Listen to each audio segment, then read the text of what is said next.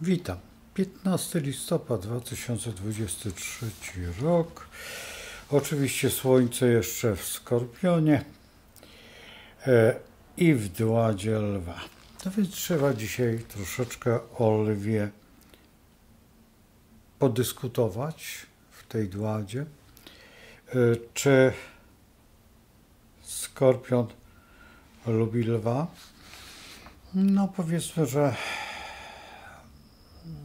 niezachętnie używa tego znaku, ale musimy się z tym pogodzić. Tak wygląda dzisiejszy kosmogram, a będziemy rozmawiać to, co się stało dokładnie tutaj, bo jesteśmy już kilka dni po przejściu Księżyca i w rzeczywistości koniunkcji i powinniśmy wyjaśnić sobie niektóre sytuacje. Jedna z najważniejszych sytuacji, którą trzeba spojrzeć prawdzie w oczy, to jest numer 1, to jest zastanowienie się, co nas czeka, jak to wygląda.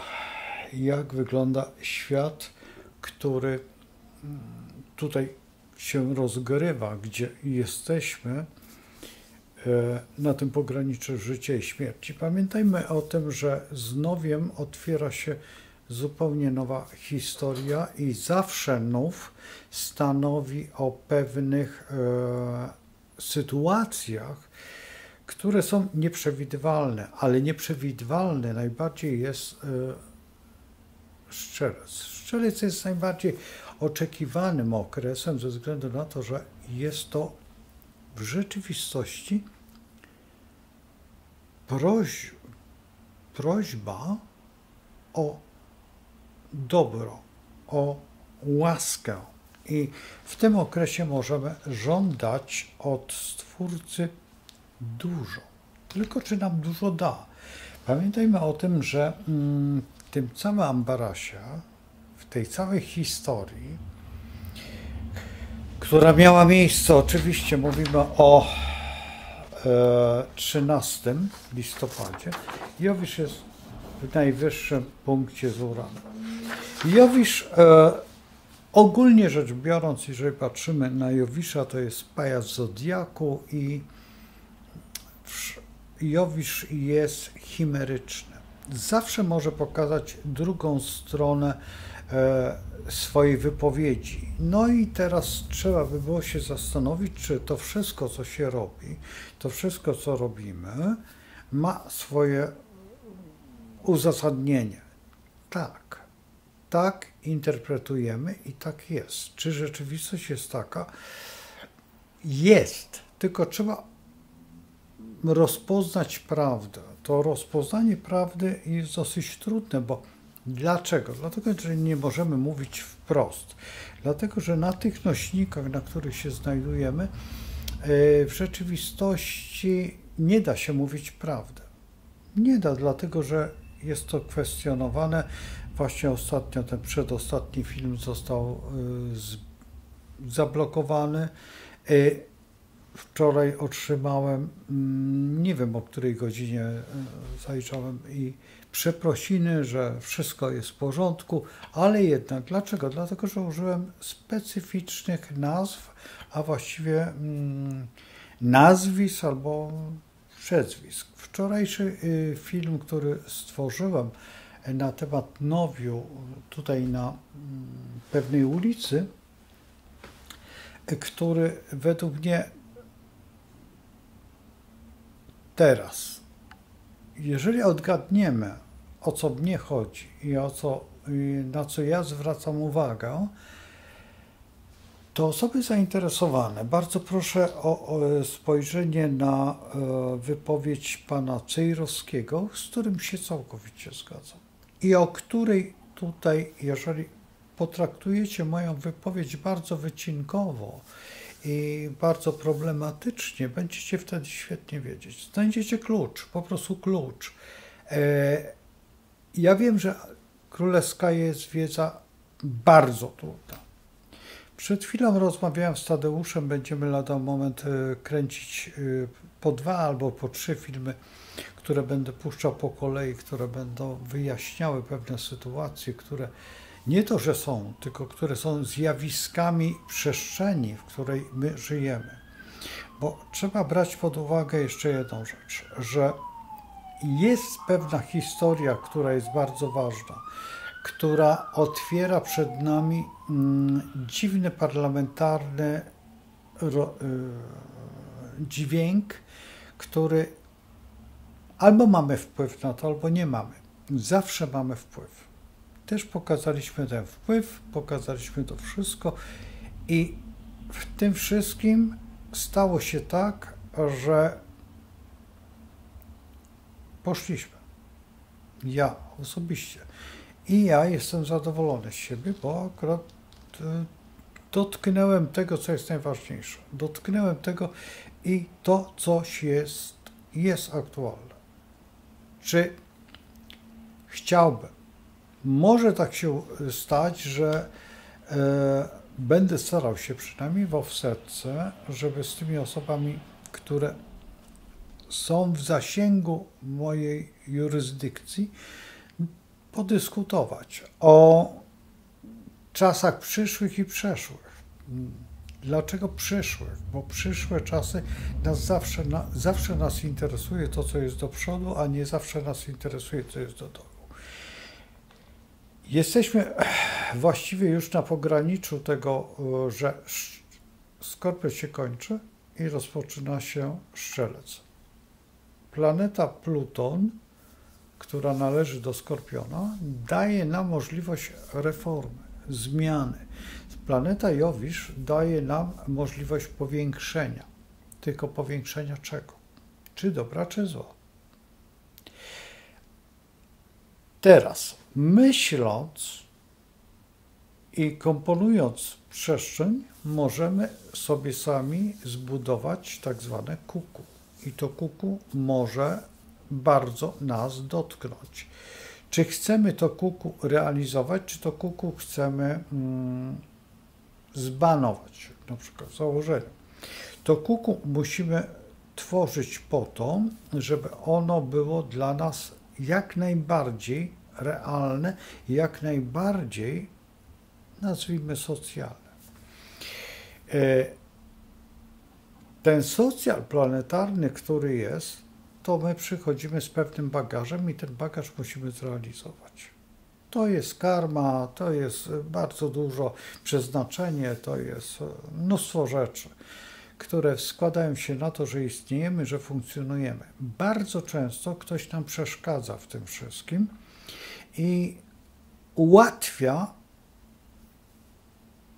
po prostu tym siłom, które są negatywne. I teraz proszę zwrócić uwagę, że ostatnie kilka dni, a już najbardziej ten nów i godzina popołudniowa, południowa, tworzy przestrzeń. Przestrzeń, którą w dzisiejszym układzie jest to, o, tak zrobimy, będzie mnie łatwiej. Tutaj Jowisz-Uran. Jowisz-Uran jest planetą, oczywiście to jest na godzinę robione, ale to jest na godzinę teraźniejszą, czyli 18:30. Tworzenie tego działania stwarza to, że musimy wybrać pomiędzy, przypuśćmy, prawdą a złem. Wróćmy do naszego Skorpiona i Plutona, który jest władcą. Oczywiście Pluton jest w koziorożcu i mamy go, przepraszam, ale tutaj mam po prostu ściągę. To jest to samo, tylko tutaj jest większa, to jest mniejsze. O, tu dowodowi. Proszę, to jest to samo. Proszę zwrócić uwagę, ale tutaj mam tą ściągę, mam dwadasące, trudno pamiętać wszystkie dwadasące na pamięć. Plutona mamy w Strzelcu. Strzelec jest czymś, co sięga daleko. Także tym brakiem świadomości. I dlatego też Pluton w Koziorożcu, który jest, przypuśćmy, tym wywrotem, tym działaniem, rozpocznijmy od nowa, nazwijmy to w ten sposób. Więc inaczej troszeczkę patrząc, Jowisz z Uranem tutaj w Byku mają charakterystykę, po drugiej stronie Słońce z Marsem, które zmusza, ja mówiłem w tych wypowiedziach o tej wojnie, o tej kłótni, i ta kłótnia istnieje.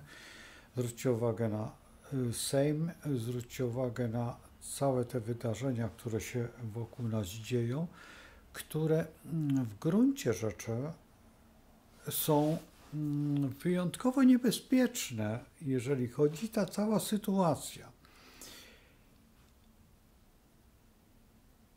Ja wiem, że jestem niepopularny w tym momencie, ale tutaj trzeba brać pod uwagę, że ten czas jest bardziej czasem duchowym do zmian wewnętrznych, psychicznych i proszenie Stwórcy żeby nie było dobrze, ale jeszcze jedna rzecz. Ja muszę coś dać, żeby otrzymać. Czyli więcej trzeba dawać, a mniej chcieć, bo to, co chcemy, otrzymujemy. Tylko ze względu na tą sytuację, która jest, która nas w założeniu podzieliła jako pewną strefę. Teraz trzeba brać pod uwagę, że ta strefa jest taka, jaka jest i ona będzie cały czas szła w tym kierunku, w założeniu, tak nazwijmy to, dosyć niecierpliwym. I na czym to polega? Polega na jednej rzeczy. Polega przede wszystkim na naszej świadomości.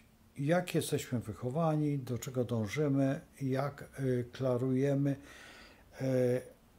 z tego chaosu te myśli, które są i do czego dążymy. Pamiętajmy o tym, że to, co mówię we wszystkich właściwie filmach swoich, że jesteśmy zbudowani troszeczkę na zasadzie takiej zazdrości, tak? Czyli lęk i panika, którą reprezentuje, no co tu ukrywać, ale jedna z najważniejszych planet, czyli dokładnie tutaj ten oto, zaraz czy ja mam? Tak, tutaj mam. Tutaj mam ten oto Mars, tutaj w tej grupie. Lęk i panika w dodatku w teraźniejszym kosmogramie też występuje. I on jest w pewnym sensie zagadnieniem, gdzie kwadratura Saturna i Marsa jest taką troszeczkę... Mars wymaga uczciwości, Mars wymaga szacunku, a rzucenie jakiegośkolwiek wulgaryzmu, jakiegoś nieumiejętności, frasobliwości daje dosyć trudne elementy w późniejszym zrozumieniu szacunku. Ja dlatego właśnie wracam do mojej wcześniejszej tutaj wypowiedzi do pana Cejrowskiego, po to, żebyście państwo obejrzeli i jego właściwie czy śmiech, trudno powiedzieć, czy śmiech przez łzy, który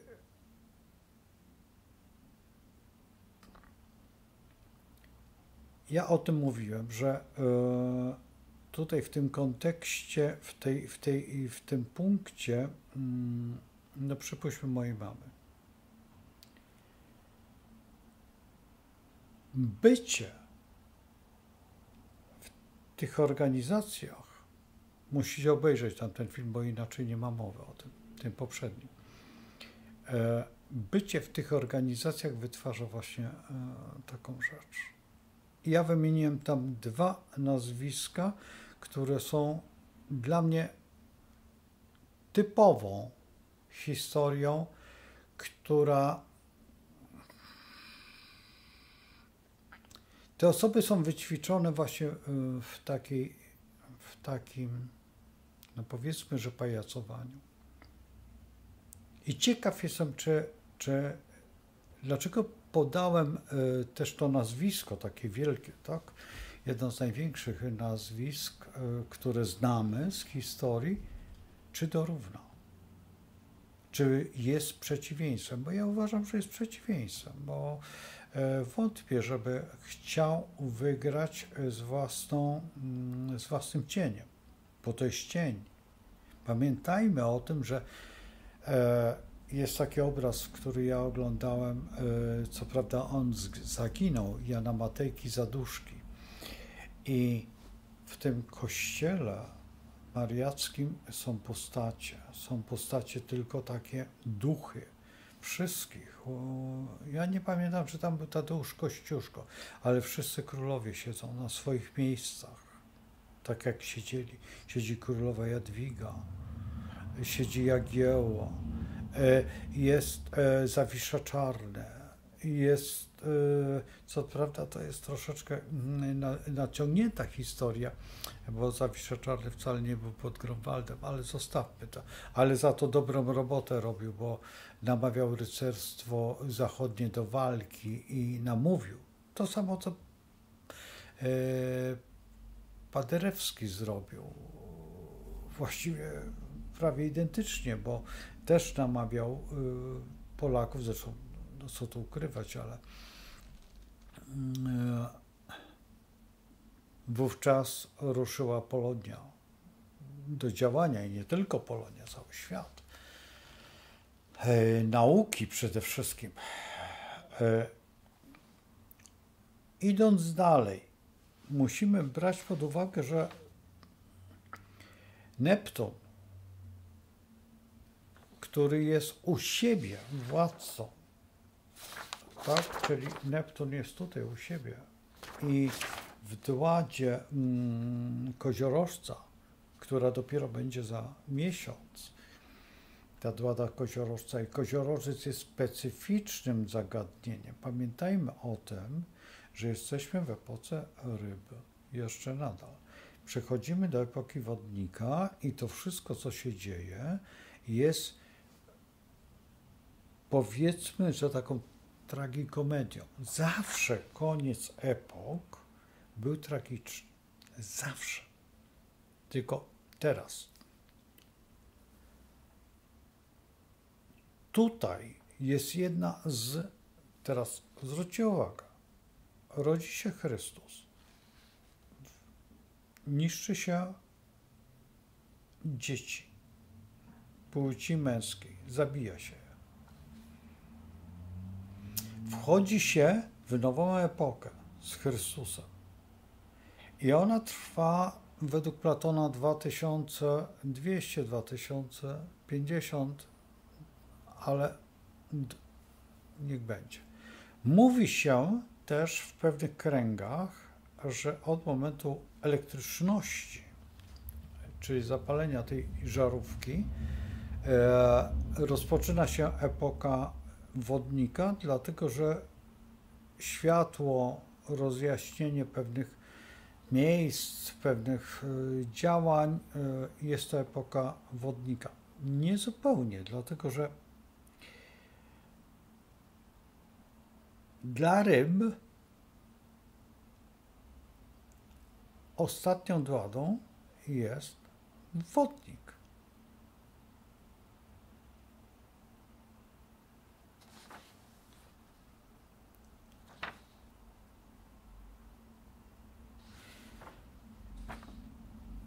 tak jak dla barana, ostatnią dładą są ryby. I teraz zwróćcie uwagę, że w tym momencie, kiedy mamy barana, ta epoka kończy się właściwie tak rybami. I rozpoczyna się epoka ryby. I to przejście jest jakby zbyt szerokie.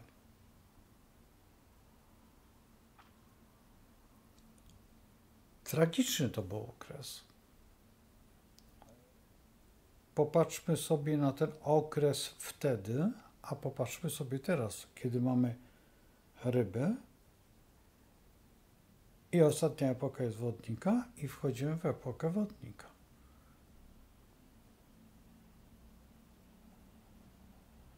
Dlatego nam się troszeczkę miesza ten czas i teraz jeżeli patrzymy na takie wydarzenia, jak były właśnie, ucieka mnie ta data 13, i patrzymy się na to wszystko z punktu widzenia świadomości, to nam się wydaje nie do wiary. Jak to? Człowiek, który nie ma żadnego doświadczenia, przejmuje właściwie rządy nad całym, jest drugim człowiekiem w tym państwie. Czy się nadaje? Wpuszczamy tak zwaną młodą krew, tak, a młodego człowieka, ale czy ten człowiek ma doświadczenie na tyle, żeby mógł stanowić o tym, co jest najważniejsze? Czy robimy z niego dokładnie strzelcą?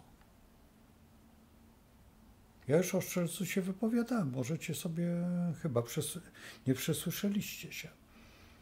Więc w tym wypadku, czy my nie przekraczamy pewnych barier w założeniu kulturowych, które mogą się dla nas skończyć, powiedzmy, że nawet w pewnym sensie tragicznie. Ponieważ to wszystko, co się dzieje wokół nas,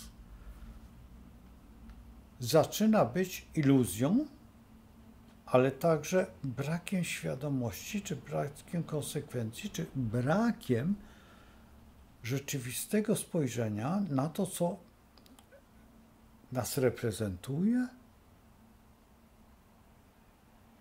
ponieważ my żądamy od czegoś, a to, co powiedziałem, najważniejszą rzeczą jest posiadać siebie, czyli posiadać wolną, niezależną miłość. Jeżeli kochamy siebie, nauczymy się wtedy kochać zewnętrzne. Jeżeli to zewnętrzne kocha nas. Jeżeli my możemy rozdać miłość, to ta miłość powinna przelewać się na ogół. Otoczenie. Ale do tego trzeba stworzyć warunki. Warunki możemy stworzyć tylko wtedy, kiedy jest tak zwana miłość. I teraz nie tak zwana, bo specjalnie to powiedziałem tak zwana, czyli co rozumiemy przez miłość? Tutaj by trzeba się było zastanowić.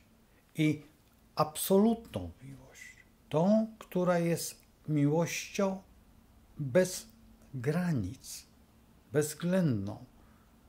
To nie jest ta miłość, że nie masz nic i będziesz szczęśliwy.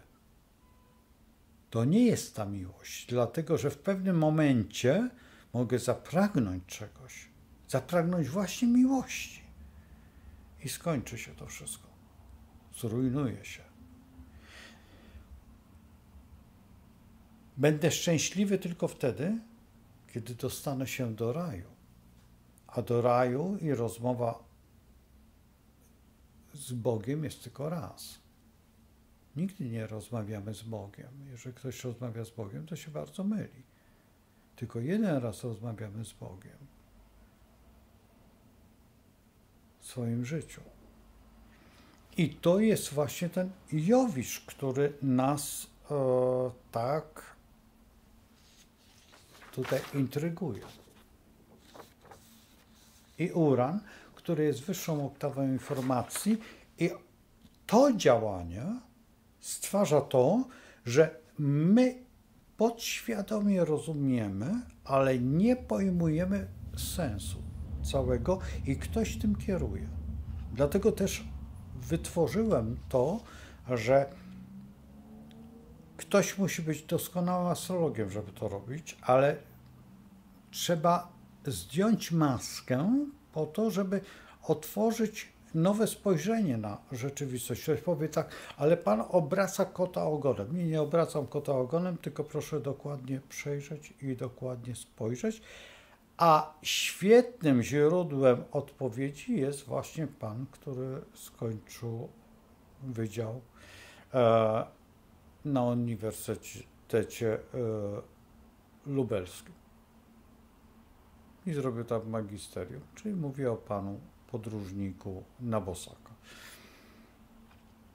Tak, nie mówię o panu Bosaku, tylko mówię o panu na Bosaka. Taki program był. Bo pan Bosak jest dla mnie, ja tutaj mam pewne mieszane uczucia co do tutaj tej postaci, dlatego że ostatnie chwile tutaj z panem, którego też wymieniłem z tej grupy,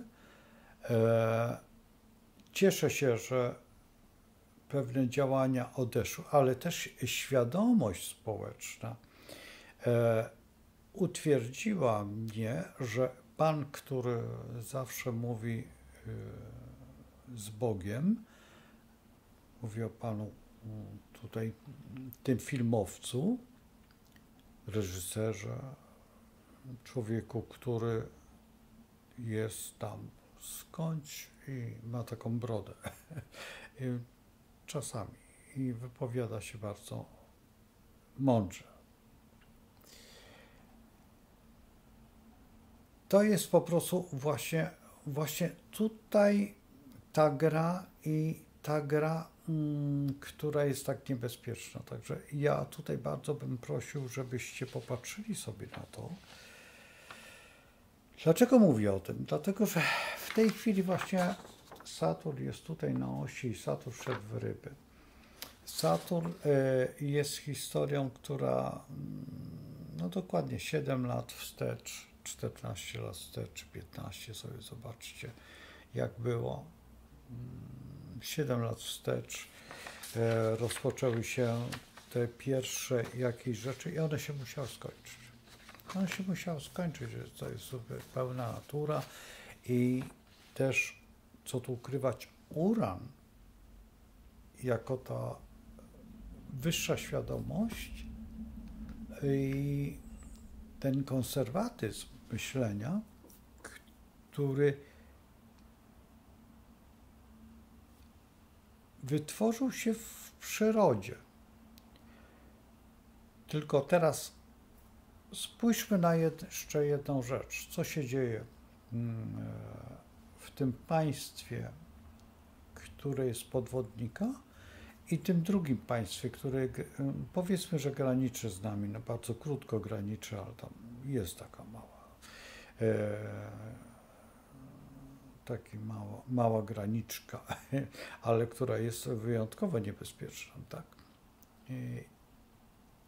I teraz popatrzmy sobie na te historie, które się dzieją w tej chwili.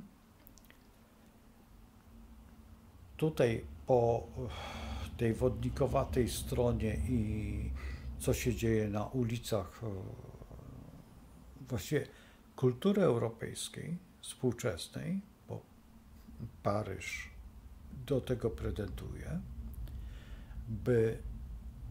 i ekonomii też, wbrew pozorom to nie jest Paryż, tylko pod Paryżem. I jak bardzo zabrnął Paryż i, co ciekawe, wodnik, ale także zwróćcie uwagę na bardzo prostą rzecz. Tutaj mamy wodnika, a po drugiej stronie mamy Marsa i mamy Skorpiona. I to bierzemy tutaj, jeżeli patrzymy na to, to jest Mars kojarzy się nam i Skorpion z niedźwiedziem. Niedźwiedź, to ja już mówiłem tutaj, że to jest specyficzne miasto, które nie było stolicą, nagle się stało stolicą, potem znowuż i cały czas jest stolicą tego państwa. I zwróćcie uwagę, że tam też się dzieje niewesoło. Teraz zobaczmy, co się będzie działo w przestrzeni. Ja wiem, że przynudzam, ja wiem, że tworzę jakieś dziwne działania, ale proszę, obejrzyjcie ten program i wtedy obejrzyjcie mój i zwróćcie uwagę na przecinki. Wtedy na przecinkach będziecie wiedzieć, co się dzieje. Bo nie chcę bez przecinku, ponieważ nie można odbierać tego. Zresztą te osoby, które znają moje podejście sarkastyczne do pewnych działań, no wiedzą, o co chodzi. A trzeba brać pod uwagę jeszcze jedno, że to, że ja mówiłem, to nie jest istotne, tylko co się dzieje i jak to odbierać i jak patrzeć na to, ponieważ to wszystko jest kolorem, to wszystko jest tym sreberkiem czy złotkiem, tak? Kiedyś mówiło się, że sreberko, dzisiaj się mówi już złotko, a w rzeczywistości jest to po prostu cienka warstwa aluminium, czy tam jeszcze jakiegoś innego metalu i tylko zabarwionego, który nie ma żadnego znaczenia. Czy to jest istotne? Jest istotne, dlatego że to jest nasze być. A nasze być jedynie tylko możemy zwyciężyć i to właśnie teraz, w tym strzelcu, modlitwą, kontemplacją, medytacją, prośbą i dawaniem. Dawaniem. Najwięcej trzeba dawać siebie i w sobie też. My musimy sobie odpuścić pewne uzależnienia, które są, które między innymi to, co mówiłem przed chwilą, że będziemy szczęśliwi. Będziemy szczęśliwi dopiero wtedy, kiedy to wszystko ułożymy w ten sposób, że będziemy mieć prawo do tego, że to, co tworzę, zostanie przekazane następnym pokoleniom, bo bez następnych pokoleń to się po prostu skończy. A my nie żyjemy dla nicości czy tartaru, tak się w mitologii tworzy. My istniejemy po to, żeby być, powiedzmy, nieśmiertelnymi. W tym wypadku następnych pokoleń, ponieważ przekazujemy swoją myśl i ta myśl jest ciągle powtarzana. Ona jest ciągle. Ile pokoleń może być powtarzana? Pamiętacie taki film Zuluszczaka? Korzenie, o takim tytule.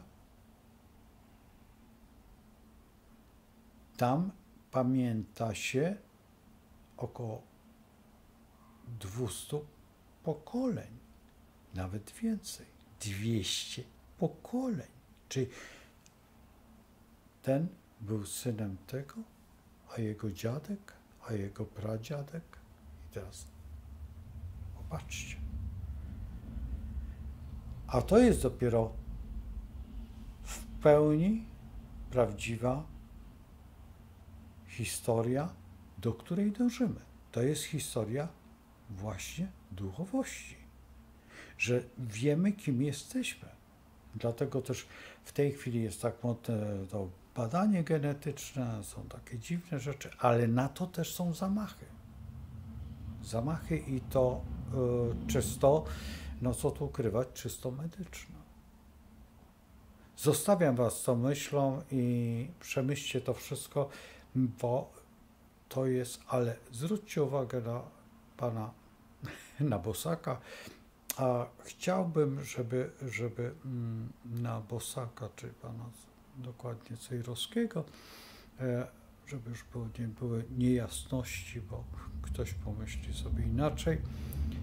I życzę Państwu zdrowej świadomości i miłości, no i przede wszystkim, no co tu ukrywać, z Bogiem. Do zobaczenia, do jutra.